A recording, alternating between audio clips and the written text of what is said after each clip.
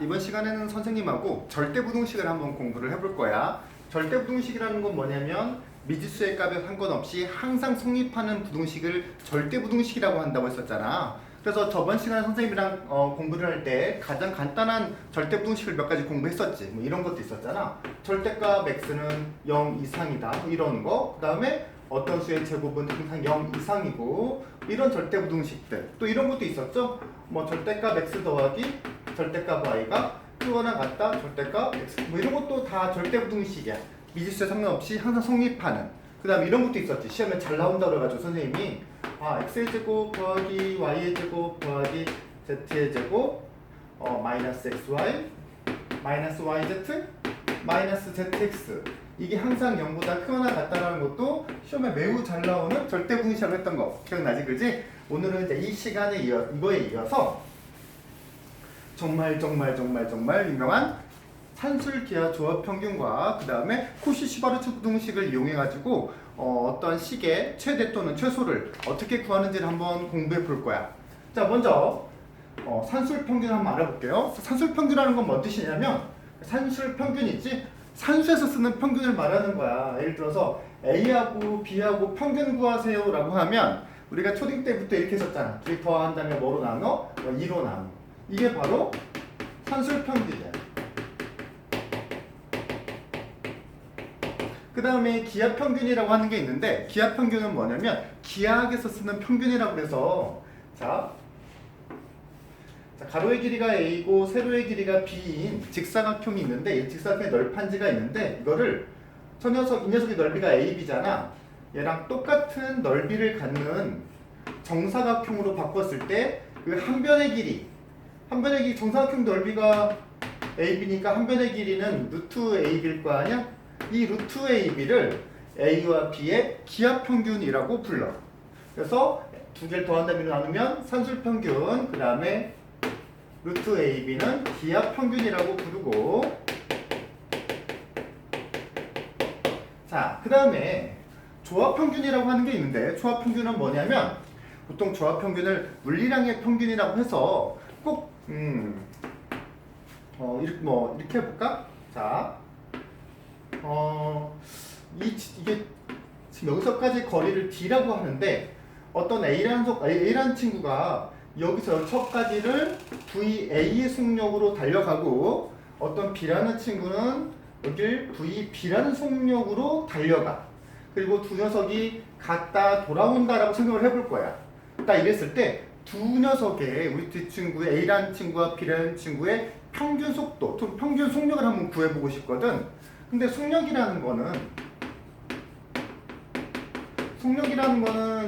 시간분의 거리인 거 다 알고 있죠, 그죠? 그래서 평균 속력을 구하기 위해서 자, 먼저 거리 A는 가는데 D, 오는데 D, 얘도 가는데 D, 오는데 D니까 총 두 녀석은 4D만큼의 거리를 달려갔고, 딱 그다음에 시간을 적어야 됩니다. 시간을 적어야 되는데 두 녀석이 걸린 시간을 적을 건데 다시 한번 시간은 속력분의 거리인 거 다들 알고 있죠? 자, 그렇다면 속력은 VA고 거리는 이 녀석은 갔다 왔으니까 2D겠네. 그래서 얘에 걸린 시간은 VA분의 2D, 얘는 VB분의 2D 이렇게 되겠군. 이렇게 계산한 게 바로 두 녀석의 평균 속력인 거지. 평균 속력. 자, 그래서 이 녀석을 법무수 처리해서 보기 좋게 정리를 하고 뭐 이렇게 2D 약분을 하고 분자 분모에다가 VA 곱하기 VB를 똑같이 곱하게 되면 분모는 VA 더하기 VB의 분자는 2VA, VB가 되겠죠. 이렇게 이렇게 값이 나오는 거 우리가 평균 속력이라고 해서 이거를 뭐라 부르냐면 조합 평균이라고 불러. 그래서 A와 B의 조합 평균은 A 플러스 B분의 2AB. 이거를 우리가 뭐라 부르냐면 조합 평균이라고 부른다라는 거지. 자, 산술평균은 그냥 산수에서 쓰는 평균, 기하평균은 기하학에서 쓰는 평균이고요. 조합평균은 물리 과목에 쓰는 물리량의 평균이라고 보통 부르는데 의미는 이런 의미를 갖다. 그냥 무작정 외우는 것보다는 그래도 어떤 의미를 갖는지 알면 또 좋을 것 같아서 선생님이 한번 설명을 해봤어. 자, 그럼 이거를 수학적으로 어떻게 사용을 하냐면, 자, 산술평균이 항상 기하평균보다 크거나 같대. 그러니까 2분의 a 플러스 b가 루트 ab보다 항상 크거나 같다라고 하더라고. 그래서 이걸 한번 증명을 해보자. 정말 그런지. 우리가 앞에 단원에서 a가 큰지 b가 큰지 비교하는 방법은 세 가지가 있다고 했었죠. 빼보거나, 제곱에서 빼보거나, 나눠보거나. 선생님 이거를 한번 제곱에서 빼보도록 할게요. 앞에 거를 제곱을 하고 빼기, 뒤에 거를 제곱해서 빼봐가지고 0이랑 비교하는, 즉 제곱해서 빼보는 방법 써볼 건데, 자, 어디 앞에 거는 a 4분의 a 더하기 b의 제곱이고, 뒤에 것까지 같이 4로 통분할게요. 마이너스 4ab가 되네요. 그렇다면 4분의 a제곱 더하기 b제곱에 플러스 2ab인데 너랑 계산하면 마이너스 2ab가 돼서, 이런 계산을 해봤더니 2분의 분자가 이게 a-b의 제곱이니까 전체가 이렇게 되는군요. 제곱에서 빼봤는데 완전 제곱식 나온다. 완전 제곱식은 항상 0보다 크거나 같잖아. 제곱에서 뺐는데 0보다 크거나 같다라는 거는 당연히 앞에 게 뒤에 것보다 크거나 같다라는 뜻인 거고, 항상. 그리고 0이 되려면 둘이 서로 같아진다라는 거는 제곱에서 빼봤을 때 0이 된다라는 거잖아. 언제 0이 돼? a하고 b가 서로 같을 때. 그래서 이 등호가 그렇시고 등호는 a랑 b랑 서로 뭐 할 때? 같을 때 성립한다라는 거죠. 자, 우리 지금 절대부등식 배우고 있잖아. 절대부등식. 하나의 절대부등식을 만들었네. 산술평균이 항상 뭐보다? 기하평균보다 크거나 같더라. 근데 등호는 언제 산술평균이랑 기하평균이랑 같아지냐면 두 a랑 b랑 문자 또는 숫자 서로 같을 때 성립한다더라. 자, 중요한 사실 한 가지 말을 하지 않았군요. 뭘 말을 안 했냐면, 선생님 방금 보여준 이 산술평균이 기하평균보다 항상 크거나 같은지 증명에 대한 부분들은 시험으로도 잘 출제가 되니까 꼭 기록을 해놓으시고, 자, 선생님 뭘 설명해야 되냐면, 여기서 기하평균에서 a하고 b가 아까 뭘 의미했었죠? 직사각형의 가로와 세로의 길이를 의미했었지. 그리고 또 루트 안에 들어있기도 하기 때문에 이 산술 기하평균은 언제만 성립한다고 말을 할 수가 있냐면 a하고 b가 뭐일 때만, 그렇지, 양수일 때만 성립한다고도 양수일 때만 성립한다고 하는 게 맞겠다. 양수일 때 항상 성립한더라. 자, 그러면 이 산술평균, 기하평균을 우리가 어디 사용하는지를 한번 사용을 해보면, 그러니까 우리가 지금 절대부등식을 공부는 하고 있는데 사용처를 알아야 될 거 아니야? 선생님이 이 수업 처음에 뭐라고 썼냐면, 어떤 식의 절대부등식을 이용해서 어떤 식의 최대치수를 구하는 데 쓴다고 했던 것 같은데, 자, 이렇게 한번 생각을 해볼게요. 만약에 문제에서 a 곱하기 b가 숫자로 주어진다라고 생각해봐. 숫자, 이게 8이었어. 16이라고 했다 쳐. 16. 그러면 루트 16은 4니까 2를 곱하면 여기가 8이 되잖아. 그러니까 a 더하기 b가 8 이상이라는 식이 나올 거 아니야? 그 말은 여기가 숫자가 나온다라는 거는 이거 붙이면 합의 최소값을 구할 수 있다는 뜻도 되고, 만약에 문제에서 a 더하기 b가 숫자로 주어진다라고 한다면 양을 제곱하면 그게 a, b의 무슨 값이? 최대값이 되겠지. 그래서 일단은 또 문제를 풀다 보면 자연스럽게 알 수도 있겠지만 마음속으로 또 머릿속으로 이렇게 생각해 두세요. 산술기하 평균은, 이 산술기하 절대부등식은 어디에 써먹냐면 합의 최소값, 합의 최소값 또는 이쪽이 숫자라면 곱의, 일반적으로 항상 다 그렇다는 게 아니라 일반적으로 곱의 최대값을 구하는데 쓴다. 자, 선생님하고 산술기하평균 한번 이제 공부를 해봤고, 이제 뭘 할 거냐면 기하와 조합평균의 관계도 한번 공부를 해볼 거야. 자, 이쪽에 와서 좀 해볼게요. 자, 이렇게 나눠보고, 자, 이번에도 기하평균하고 조합평균을 한번 비교를 해볼 건데, 마침 루트가 있으니까 똑같이 제곱해서 한번 정리를 해볼게요.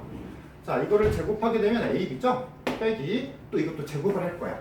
제곱을 하면 분모가 a 플러스 b의 제곱, 여기는 4a제곱 b제곱이겠다.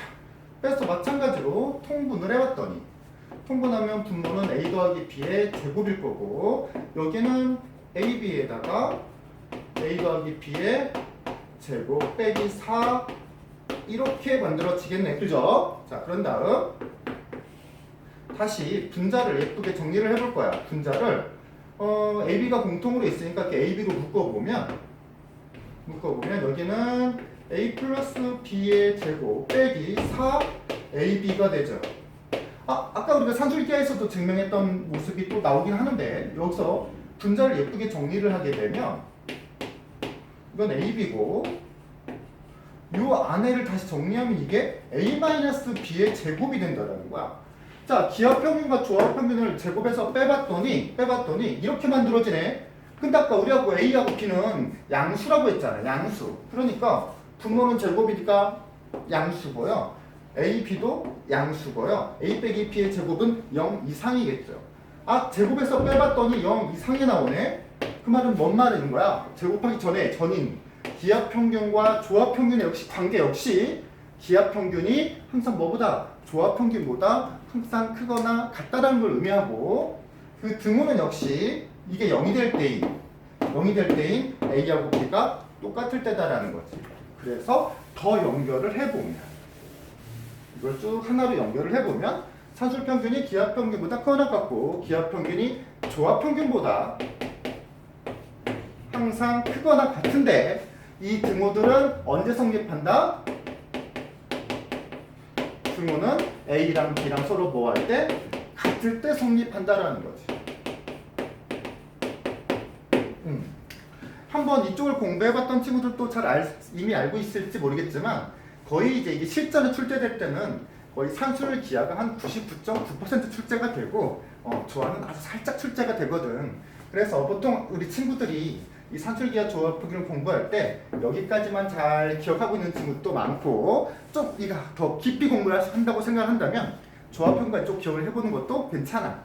자, 이렇게 해서 선생님이랑 산술기하 조합평균을 한번 기본 개념을 도대체 산술평균, 기하평균, 조합평균이 뭔지 한번 설명을 쭉 한번 해봤고 이제 실전으로 그러면 도대체 어떤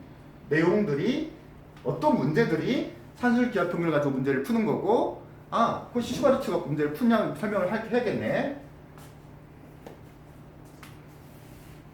이런 선생님 지금 산술기하평균, 조합평균까지만 하고 코시 슈바르츠 부등식은 설명을 안 했구나. 자, 그렇다면 코시 슈바르츠 부등식도 설명을 한번 해보도록 하죠. 자, 중요한 절대 부등식의 두 번째 코시 슈바르츠 부등식.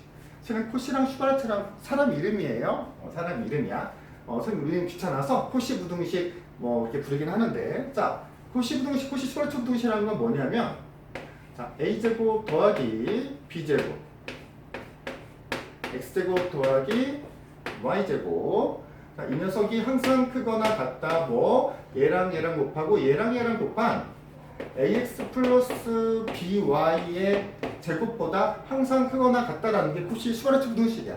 자, 이것도 정말 그런지 한번 비교해 볼 거야. 증명을 해볼 거야. 자, 이번에는 어떤 방법을 쓸 거냐면 빼보는 방법을 쓸 거야. 좌변에서 우변을 빼보는 방법을. 자, 빼서 0이랑 비교하는 거는 우리가 앞 시간에 했었죠. 자, 전개를 해봤더니 약간의 암산을 한번 해볼게요. 이거 전개하면 a제곱 x제곱인데 이거 제곱하면 a제곱 x제곱 나와서 소거돼서 없어지고요. b제곱 y제곱도 역시 마찬가지로 소거돼서 없어져요. 그렇다면 이 앞부분에서는 뭐만 남냐면 a제곱 y제곱 b제곱 x제곱만 남고 뒤에는 빼기 2ab xy만 남게 됐네. 해놓고 봤더니 이게 역시 또 완전 제곱식이었던 거야. ay 마이너스 bx의 제곱이 되네. 빼봤는데 완전 제곱이 된다라는 건 0보다 크거나 같다라는 거고 그렇다는 거는 역시 앞에 게 뒤에 것보다 크거나 같다. 즉 코시 슈바르츠 부등식이 항상 성립한다라는 걸 알 수가 있죠. 그리고 등호는 둘이 언제 같아지냐면 뺐을 때 그게 뭐가 될 때? 0이 될 때죠. 즉 ay랑 bx가 서로 같을 때가 이럴 때 등호가 성립을 하는데 우리 친구들이 좀 외우기 편하라고 이렇게 외우면 되겠어. 자, 코시-슈바르트 부등식에서 같은 경우는 언제 성립하냐? 내항의 곱과 외항의 곱이 서로 같을 때 성립하더라. 즉 안에서 곱한 제곱 빼고 말한 bx와 바깥에서 곱한 ay가 서로 같을 때 이럴 때 등호가 성립하더라. 산술기압 평균은 언제만 쓸 수 있었냐면 A하고 B가 뭐일 때만 양수일 때만 쓸 수 있었던 것 반면 코시 부등식의 장점 중에 하나는 구호에 상관없이 항상 쓸 수 있다라는 거. 자, 동영상 영상이 강의가 조금 길어져서 여기서 한번 끊고 다음 강의에서 산술평균, 기압평균, 그 다음에 코시-슈바르트 부등식을 어떻게 실전에서 사용하는지 거기서 한번 설명을 해줄게.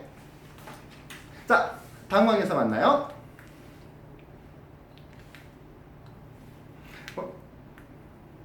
손으로.